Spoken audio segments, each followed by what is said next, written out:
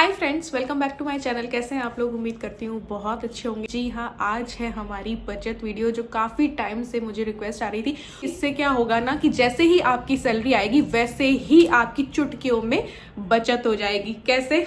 आजकल सबकी सैलरी जो है ऑनलाइन आती है, तो टन से मोबाइल पे वो बजता है सैलरी आने का। ठीक है, जैसे ही सैलरी का टन बजे वैसे ही अगले 5 मिनट में आप दूसरा टन बजा दीजिए। कैसे?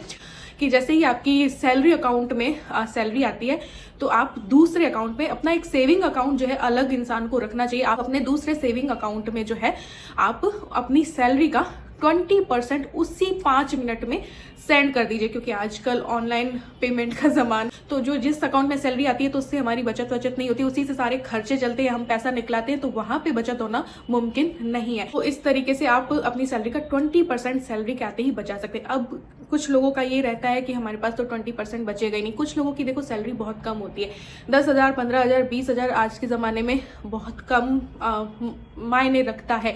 तो ऐसे में अगर आप 20% अपनी सैलरी का ना बचा पाए तो 10% जो है अपनी सैलरी का ज़रूर से अपने दूसरे अकाउंट में डाल दीजिए। अब आप इस 20% या 10% का कुछ भी कर सकते हैं। चाहे तो आप इसे इन्वेस्ट कर दीजिए, RD, FD, SIP, किसी भी चीज़ में आप इन्वेस्ट कर सकते हैं, तो आपका जो पैसा है वो और बढ़ जाएगा। ठीक है।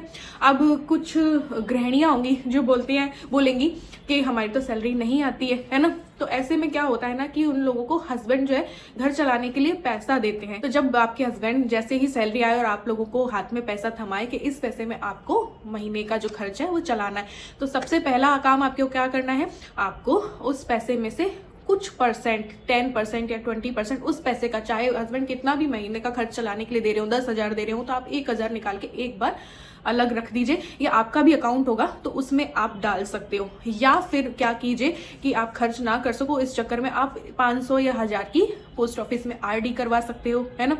तो इससे भी आपकी जो है वो बचत सीधे हो जाएगी। सैलरी आई और सीधे 5 मिनट में बचत।